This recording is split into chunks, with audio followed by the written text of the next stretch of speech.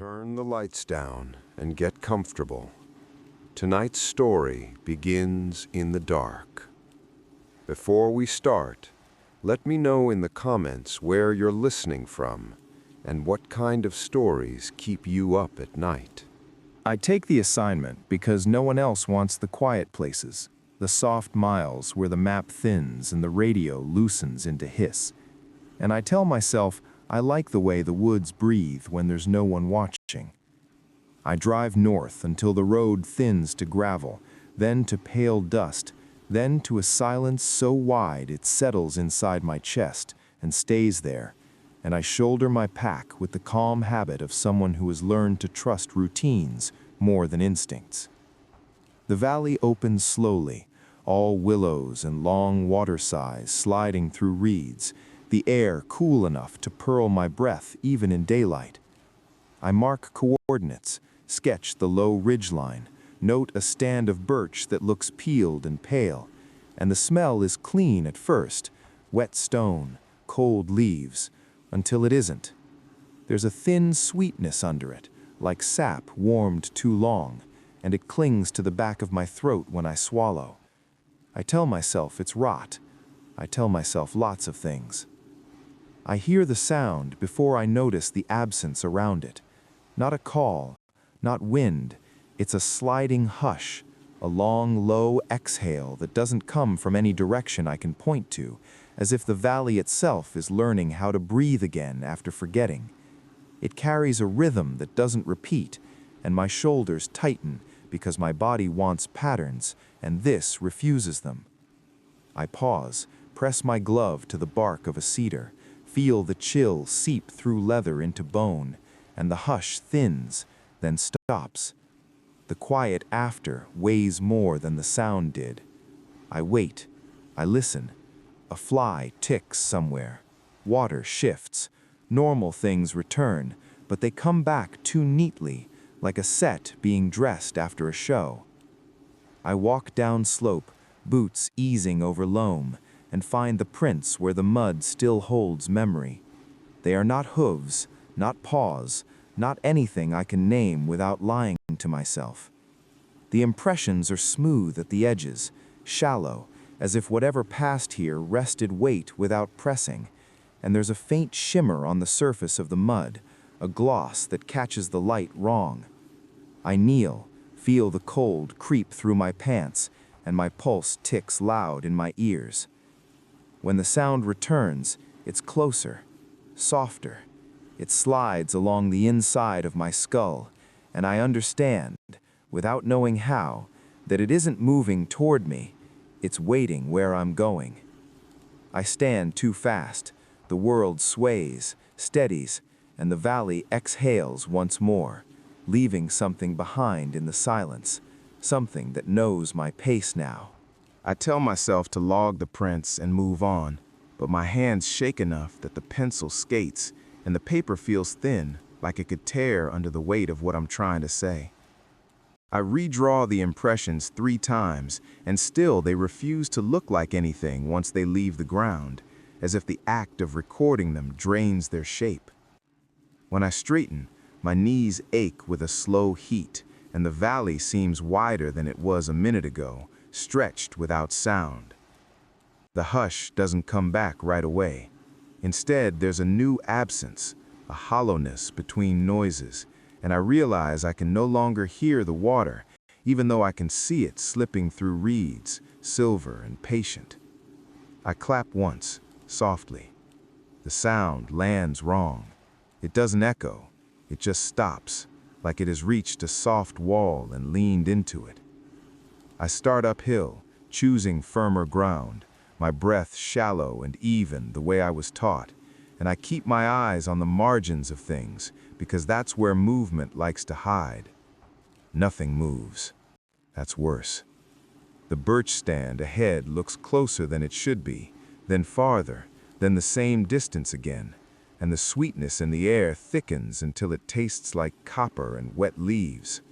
I swallow, and my mouth feels dry. There's a line in the grass that wasn't there before, a clean seam where the blades lie flat on one side and stand tall on the other, and it curves like someone dragged a finger through the valley and lifted it without breaking skin. I follow it without deciding to. The seam hums faintly, not a sound so much as a pressure that presses against my ears from the inside. At the birch, the bark is damp and cool, but beneath that there's warmth, and I jerk my hand back like I've touched a living thing. The hush returns, thinner now, threaded with a whisper that isn't language but wants to be. It slides around the trunks, never settling, and I realize the trees are casting shadows that don't line up with the sun. Each one leans a little to the left, like they're listening. My radio crackles once. I lift it, thumb hovering, and the crackle answers with a longer slide, almost pleased. I don't speak. I don't breathe. When I lower it again, the valley exhales, and the whisper thickens into something like a promise made without words. I see it then, only because my eyes keep trying to correct the space where it should be. A shape outlined by what's missing, a bend in the air that drinks light and gives back nothing. It doesn't step forward. It doesn't need to. The hush deepens, and my chest tightens with a cold certainty.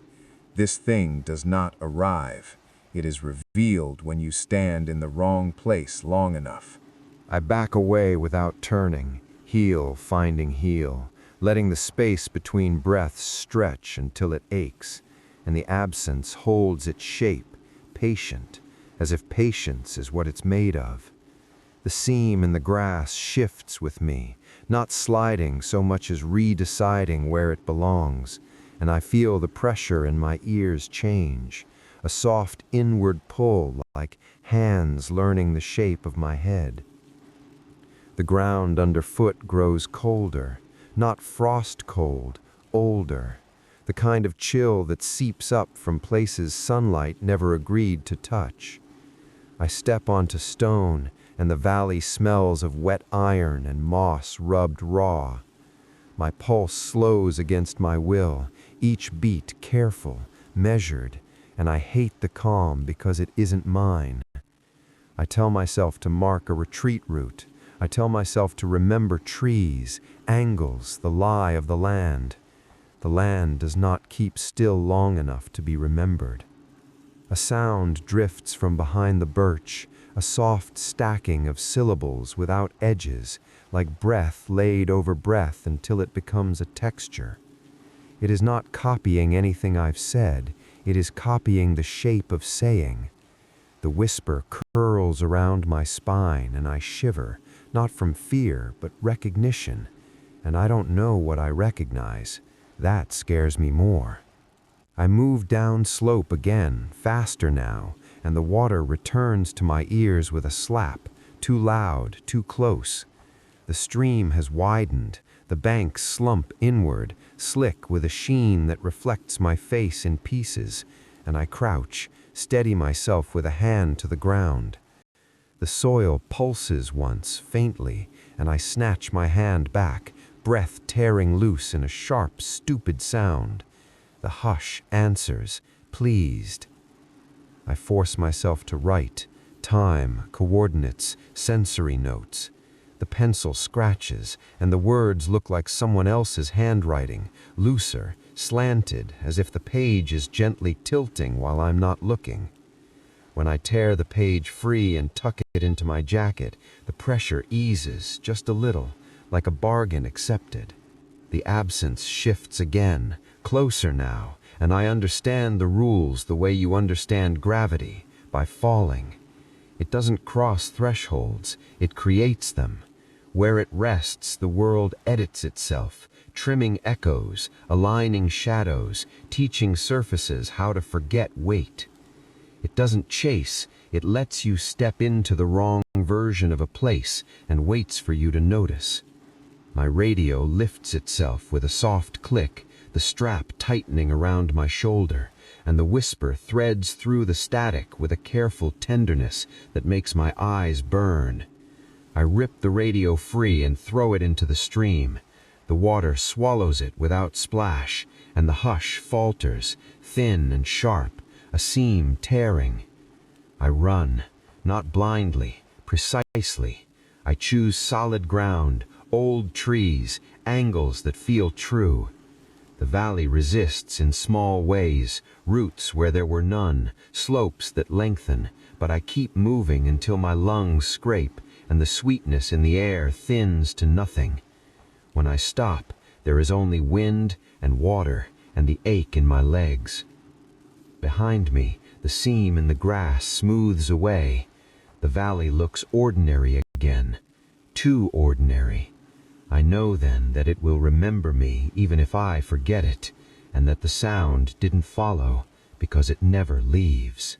I back away without turning, heel finding heel, letting the space between breaths stretch until it aches, and the absence holds its shape, patient, as if patience is what it's made of. The seam in the grass shifts with me, not sliding so much as redeciding where it belongs, and I feel the pressure in my ears change, a soft inward pull like hands learning the shape of my head. The ground underfoot grows colder, not frost cold, older, the kind of chill that seeps up from places sunlight never agreed to touch. I step onto stone, and the valley smells of wet iron and moss rubbed raw. My pulse slows against my will, each beat careful, measured, and I hate the calm because it isn't mine. I tell myself to mark a retreat route. I tell myself to remember trees, angles, the lie of the land. The land does not keep still long enough to be remembered. A sound drifts from behind the birch, a soft stacking of syllables without edges, like breath laid over breath until it becomes a texture. It is not copying anything I've said, it is copying the shape of saying. The whisper curls around my spine and I shiver, not from fear, but recognition. And I don't know what I recognize. That scares me more. I move down slope again, faster now, and the water returns to my ears with a slap, too loud, too close. The stream has widened, the banks slump inward, slick with a sheen that reflects my face in pieces, and I crouch, steady myself with a hand to the ground. The soil pulses once, faintly, and I snatch my hand back, breath tearing loose in a sharp, stupid sound. The hush answers, pleased. I force myself to write, time, coordinates, sensory notes.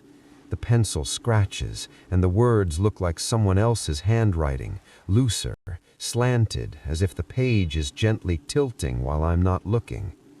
When I tear the page free and tuck it into my jacket, the pressure eases just a little, like a bargain accepted.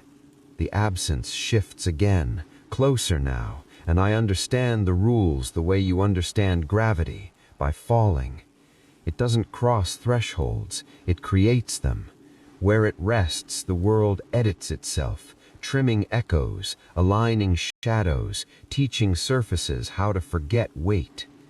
It doesn't chase, it lets you step into the wrong version of a place and waits for you to notice. My radio lifts itself with a soft click, the strap tightening around my shoulder, and the whisper threads through the static with a careful tenderness that makes my eyes burn. I rip the radio free and throw it into the stream. The water swallows it without splash, and the hush falters, thin and sharp, a seam tearing. I run, not blindly, precisely. I choose solid ground, old trees, angles that feel true. The valley resists in small ways, roots where there were none, slopes that lengthen, but I keep moving until my lungs scrape and the sweetness in the air thins to nothing. When I stop, there is only wind and water and the ache in my legs. Behind me, the seam in the grass smooths away. The valley looks ordinary again, too ordinary. I know then that it will remember me even if I forget it, and that the sound didn't follow because it never leaves. I don't return right away. I tell myself distance is a kind of cure, that routine can sand down anything if you give it enough days, and I let paperwork stack up like a barricade. The coordinate stays folded in my pocket anyway, softening at the edges, warming to me. And sometimes when I stand too still, I feel that old pressure bloom behind my eyes, a courteous reminder that waiting is also a choice, being watched. The weeks thin. Snow comes early, a clean hush that pretends to be peace, and the forests I patrol feel louder by comparison, full of honest noise that trips and stumbles and echoes the way it should. I sleep again. I laugh once, surprised by the sound. It doesn't stick. The first sign isn't fear, it's alignment. I notice how my steps fall into an easier rhythm on certain trails, how the wind eases when I pause and lifts when I move, helpful, guiding. Maps flatten in my hands, contours soften. At night, the sweetness drifts through my dreams, and I wake with my jaw relaxed, my pulse steady, as if I've been held at just the right distance. I stop fighting the thought. I pack for a day trip and leave my radio behind on purpose. The trailhead is unchanged, but the air there has learned something. It parts around me, making room without moving, and the seam appears ahead as a suggestion more than a line, a willingness. I follow. The valley opens in stages, each familiar thing presented again with a gentler edge, as if the place has practiced me too. At the coordinate, the ground feels awake under my boots, warm enough to notice, cool enough to trust. I sit, I breathe. The hush doesn't arrive. Instead, the world simplifies. Shadows align with the sun. Water agrees with stone. The pressure eases, not away, but into place, and I understand the lesson without words. It wants witnesses who don't bruise the shape of things. It wants caretakers who can stand in the wrong place and feel it, then step aside. The absence outlines itself at the edge of my vision, respectful, waiting for me to finish thinking. When I look straight at it, it thins, pleased with my restraint. I take out my notebook and write slowly, not notes, but rules, careful and light. Where sound should end, how far echoes are allowed to travel, the right weight for silence. The pencil moves easier than it ever has. When I stop, the page holds without curling, satisfied. I leave before dusk. The trail stays true. At the marker, I fold the page and tuck it where the coordinate used to be. The valley exhales once, content, and lets me go. That night in my bunk, I hear the click again, not from a radio, not from anywhere at all, just a small, precise sound, like approval. I smile before I can stop myself, and in the dark, I practice standing very still, learning how to fit. I don't tell anyone what I learned. I adjust routes. I nudge boundaries with a fingertip light enough to pass for coincidence. Campsites drift a little farther from water. Trails curve where they used to cut straight.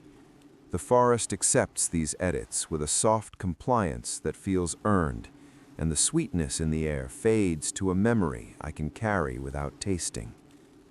At first, the valley stays quiet, too quiet.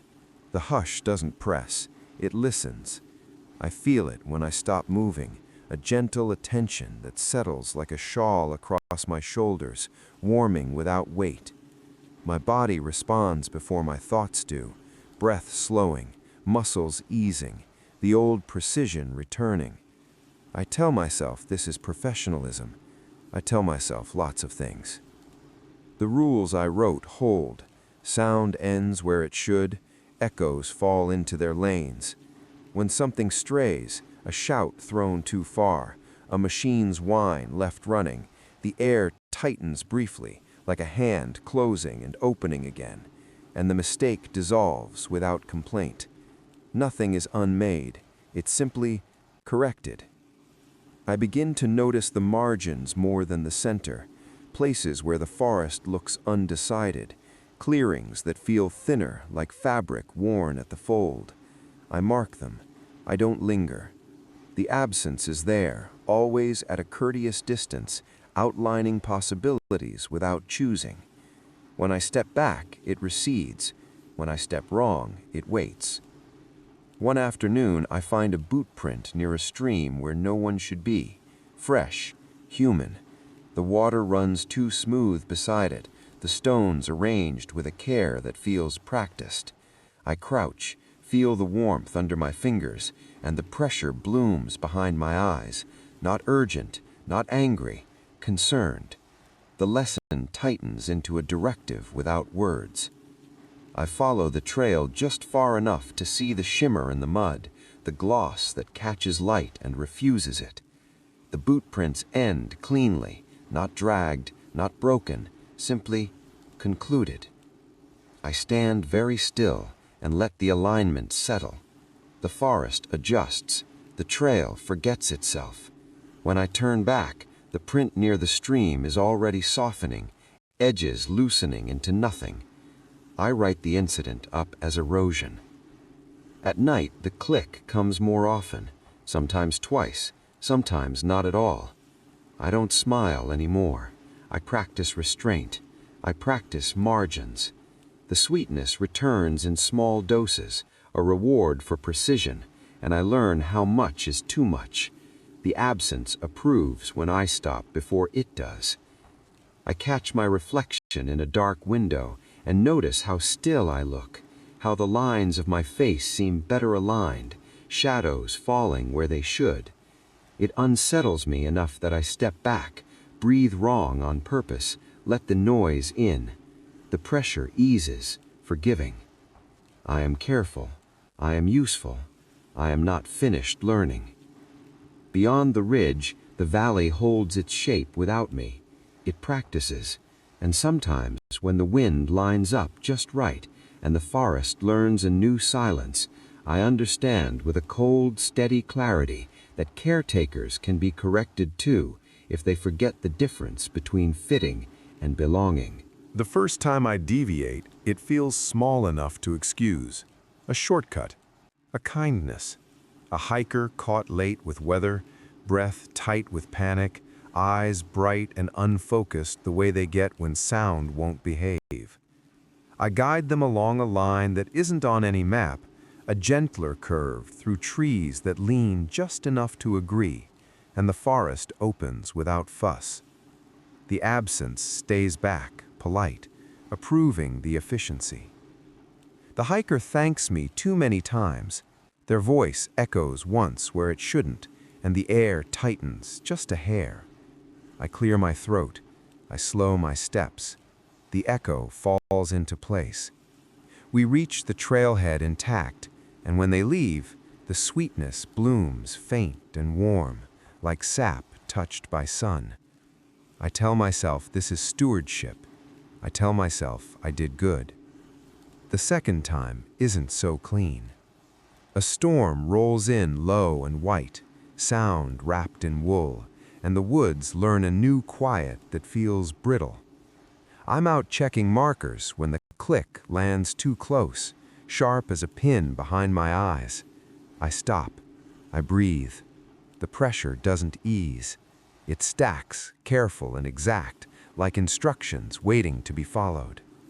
I move the marker, just a foot, enough to keep a group away from a thinning place that's been practicing all winter.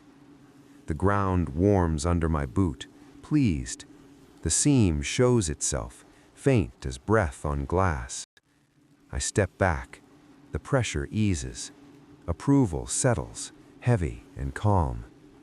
That night, the valley exhales twice. I wake with my jaw clenched and the taste of sweetness thick on my tongue. The click repeats, softer now, and I understand the mistake without being told. I didn't guide. I edited. I chose a center instead of a margin. The absence outlines itself at the edge of the dark, thinner than before, sharper. and for the first time, it leans toward me without waiting. I don't move. The room holds. The click fades. The pressure loosens reluctantly, like a hand learning restraint again. When dawn comes, the air feels scraped clean, and the forest keeps its distance all day, professional, cool. At the moved marker, the ground is cold. The warmth is gone. The seam won't show. I set the marker back where it belongs and stand until my legs tremble, letting the alignment settle the right way. When I leave, the valley does not exhale. It does not approve. It simply continues, which feels worse. Weeks pass. I keep to margins. I undo small edits. I log erosion that isn't there. The click returns to its old schedule. The sweetness thins. Trust, I learn, is not a thing you earn once. It is a posture you hold until it hurts.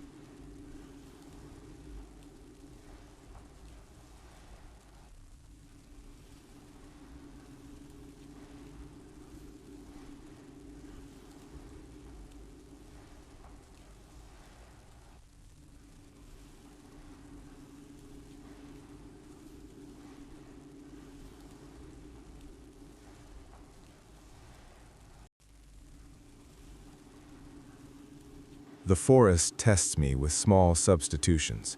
A stump where there was a stone. A bend that holds a fraction longer than memory allows.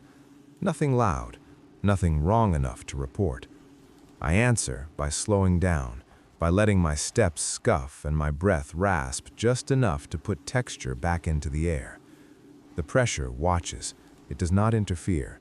That feels like trust, or the shape of it. Then the click changes. It isn't behind my eyes anymore. It comes from the margins, a precise, dry sound like a latch learning a new groove. I stop. The sound stops too, satisfied, and the sweetness returns with a faint edge that prickles the back of my tongue. I swallow and wait for the hush. It doesn't arrive. Instead, the world thins, as if someone has rubbed away the middle of things and left only outlines. At a creek crossing, I see the substitution complete itself. The water runs, clear and honest, but the sound of it arrives late, sliding into place after my eyes have already accepted the movement. I kneel and touch the surface, cold, real. The delay remains. I pull my hand back and breathe wrong on purpose. The delay shortens, not gone, shorter. I understand then. The valley is practicing without me. Not rehearsing quiet, rehearsing replacement. Where a caretaker once stood, something else can stand, lighter, more exact, less prone to error. The absence outlines a figure at the edge of sight, not shaped like me, not shaped like anything, but it holds my posture with a careful respect that tightens my chest. It doesn't advance, it waits for my alignment. I back away. The outline sharpens. I choose noise. I kick a stone. I cough. I speak my own name into the air and let it echo where it shouldn't. The forest tightens, corrects, and the outline thins, displeased. The pressure lifts, not forgiving, but instructive. At home, I open the notebook and find several pages smoothed flat, graphite dusted away as if brushed clean. The rules I wrote are still there, but lighter, their authority softened. Between them, new spaces yawn, wide and tempting. I close the book without writing. That night, the click comes twice, then again. Not approval, a countdown. I dream of standing very still while something else learns my weight. I wake with my muscles aching, my breath shallow, the sweetness pooled thick in my mouth. I spit and rinse until the taste thins to nothing and the pressure eases, surprised. In the days that follow, I refuse the margins. I take the center paths. I let my boots thud. I leave the radio on and accept the static. The forest resists in small ways, trails lengthen, wind leans, but it cannot correct everything at once. The substitution falters, the outline frays. At the ridge, I stop and look back. The valley holds its shape, patient, practicing. It does not reach for me. It does not need to. I understand the final rule without reading it. Caretakers are replaceable only if they agree to be precise forever. I choose imprecision. I choose to bruise the air with my breathing. I choose to be loud enough to keep my outline my own. And I walk on while the click counts down behind me, learning a different lesson. Noise keeps me intact, but it leaves residue. I feel it clinging to me the way smoke does, settling into seams I didn't know I had. And the forest notices even when it pretends not to. The wind presses against my back more often. The ground cools where I linger. Alignment tries to happen and fails, like a habit broken but not forgotten. I start finding my own substitutions. A mug on my table that's warmer than it should be long after the drink is gone.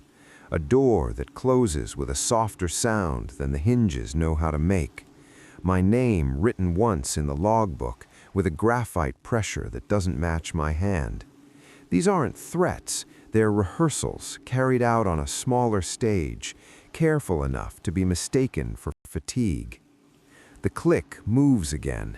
It lives in spaces now, between steps, between blinks, and when it lands as relief. That scares me more than pressure ever did. I counter it the only way I know how. I stay up late.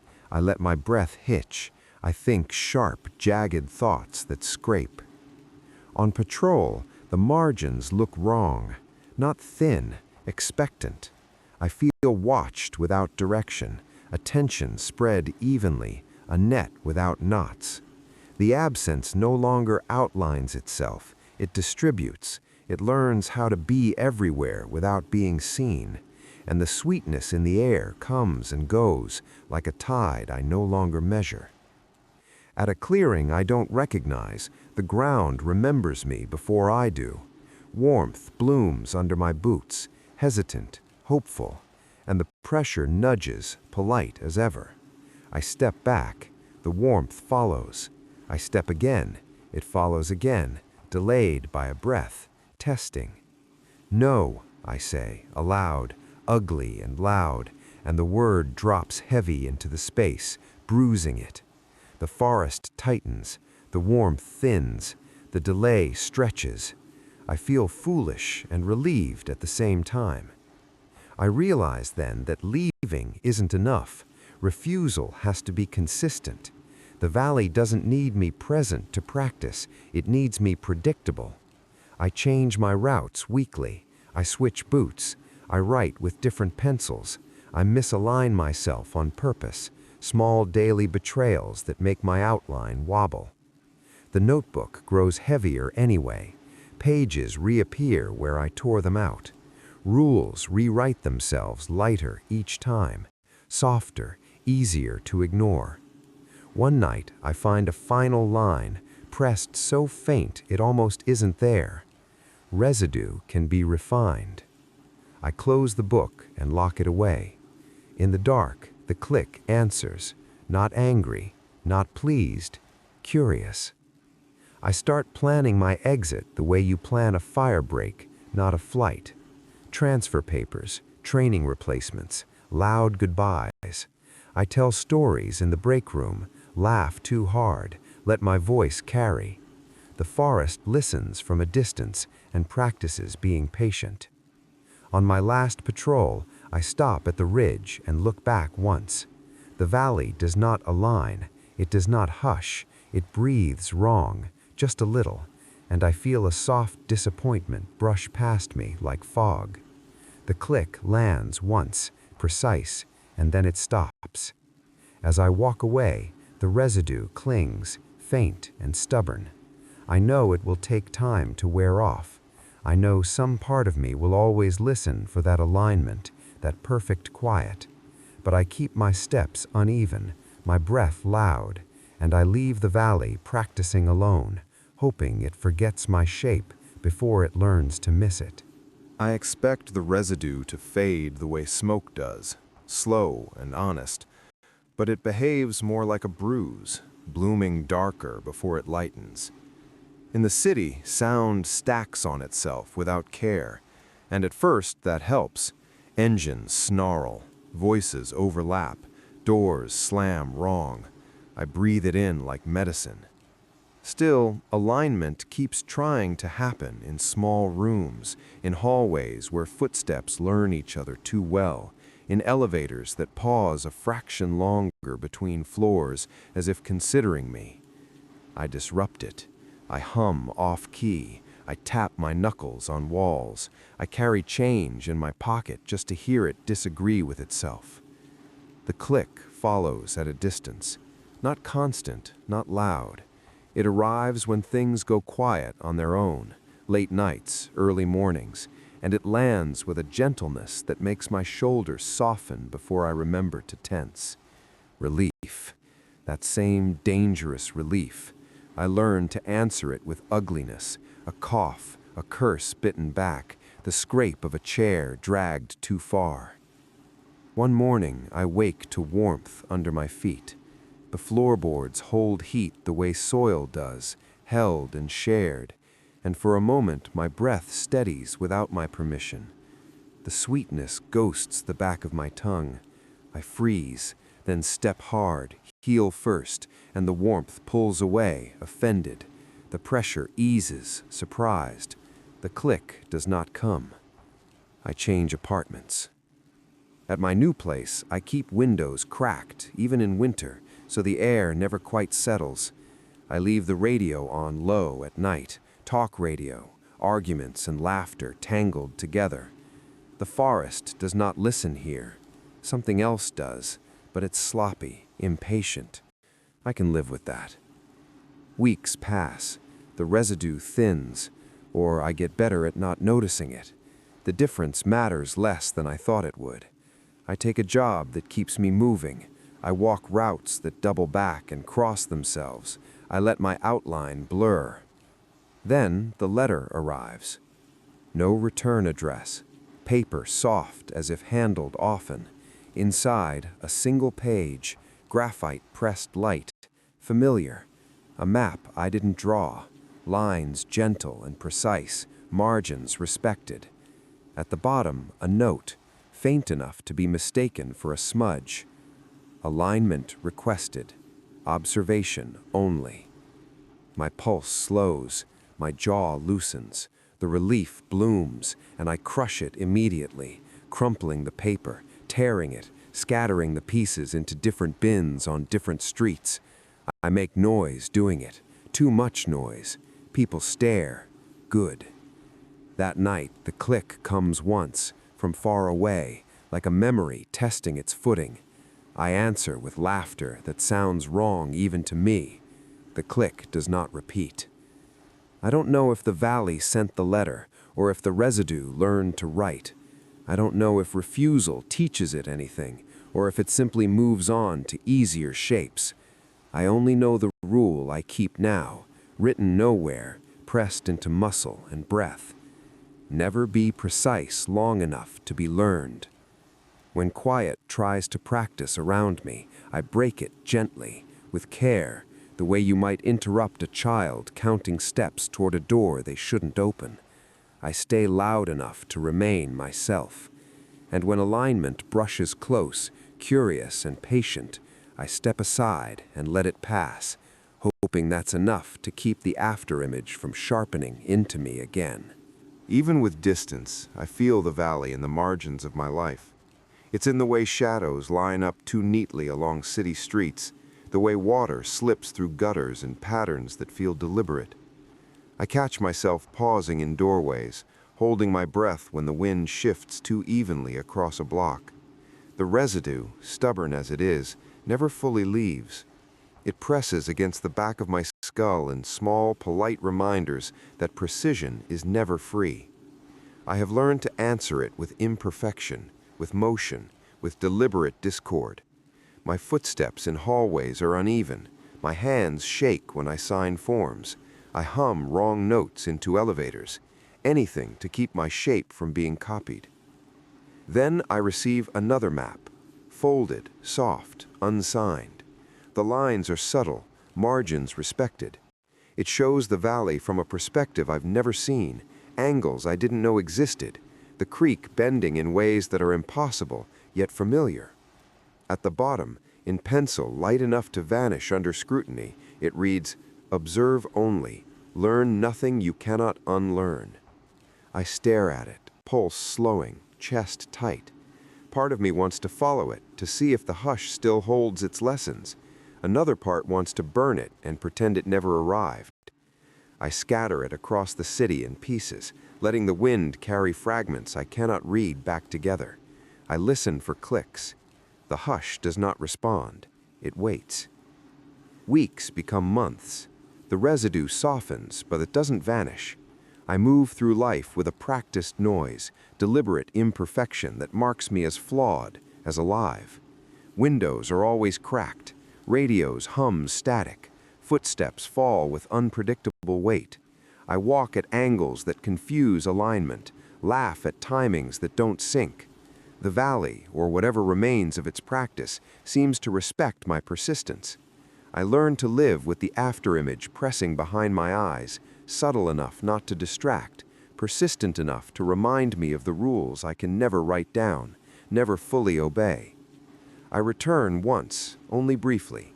The valley has shifted while I was away. The seams in the grass have migrated.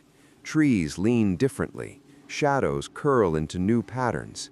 I walk slowly, deliberately, ignoring the subtle urges to step precisely. The hush is present, patient, but it does not intrude. I leave footprints that refuse alignment, laugh softly when my boots scuff stone. The absence watches, it records, it waits. I turn my back and leave, carrying the echo with me. Even in my absence, it is learning, adjusting, rehearsing without me. I understand now that this is not about presence, it is persistence, and I am still alive within its margins. Returning so late in the season, the valley feels thinner somehow, sharper around the edges. Snow crusts the trails in places that didn't hold winter before, and every branch carries the weight of its own alignment. I move slowly, letting my boots break the crust in irregular patterns. I hum off-key through the hollowed stands of birch. The hush doesn't arrive, but I feel it at the edge of sight, a tremor in the air where sound should fold. The valley is watching, not me, but the way I occupy the space it shaped. It's learning my persistence as a lesson of its own. I find the creek, and it does not flow as I remember. The water lags, then rushes unevenly over stones I don't recall. There's warmth beneath my boots, subtle, deliberate, testing. I trace my hand along the mud, pressing lightly, resisting the urge to leave an imprint. The residue is present here, a reminder that presence itself leaves traces, even if they are invisible.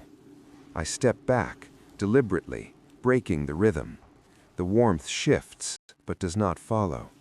I sense approval, or perhaps curiosity, in the valley's patience. The line in my notebook, the one I keep with me always, trembles faintly, as if the graphite remembers the valley too. I glance at it and consider the lesson I have learned. Precision can be borrowed but not owned. Alignment can be taught but cannot be demanded.